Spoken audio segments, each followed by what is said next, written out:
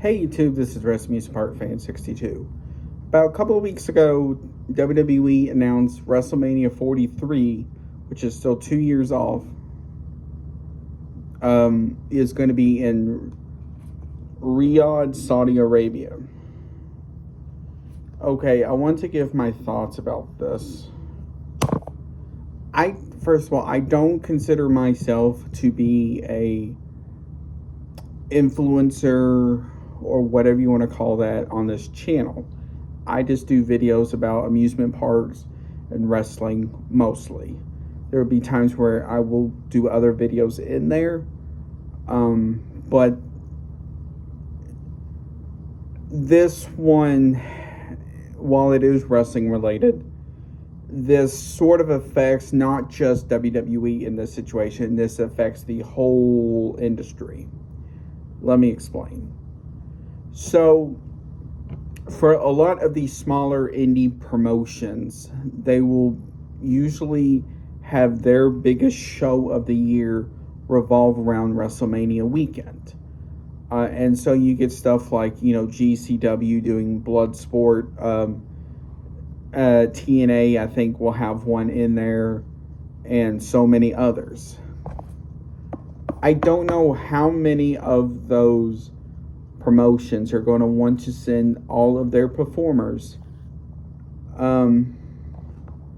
over to Saudi Arabia. For what exactly? Because Saudi Arabia paid WWE over $250 million for the Rumble in January and then WrestleMania 43. And that is not including the two other Saudi shows coming next year. I'm hearing one is going to be in May, and then another one is going to be in November. Don't know if that's true. The people I feel bad for in this situation are the women. Because they can say, oh, we had a great time over there. We went and saw a private zoo.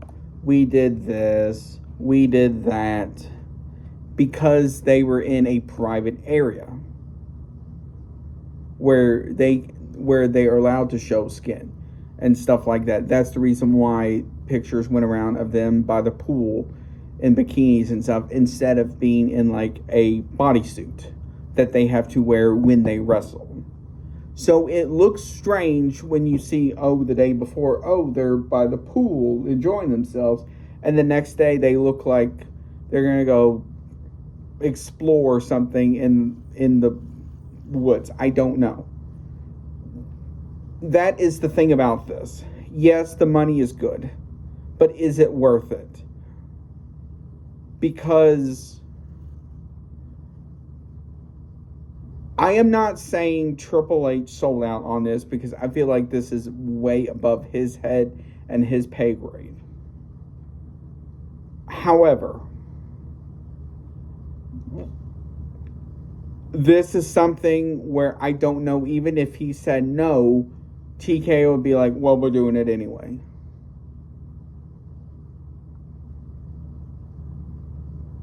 TKO recently has gotten very greedy on how they make money. So I'm talking about stuff like, raising ticket prices, talking about raising ticket prices to the cheapest ticket for WrestleMania 42 being $800 for nosebleeds. And then going up to $10,000 the closer you get to the ring. That's not even include at all any of the ticket packages that are going to be probably going on sale here very soon, probably in time for Christmas maybe.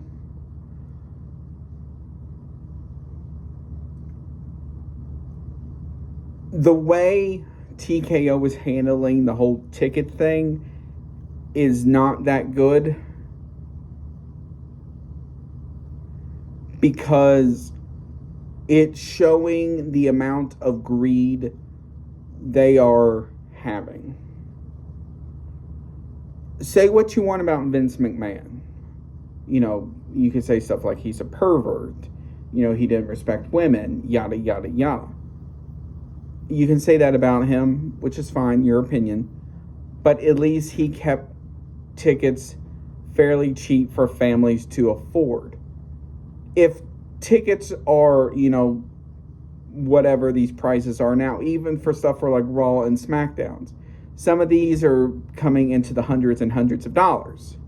Why is WWE on a PG product then if you're charging this amount? To keep sponsors happy? Okay. It just boggles my mind how they are doing this.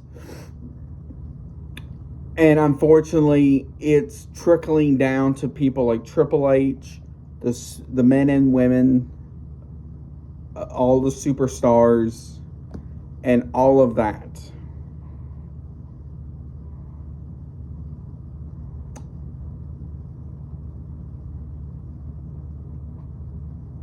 Say what you want about people like JD from New York and all of that, Jim Cornette, but they had really good stuff on the whole Saudi Arabia trip.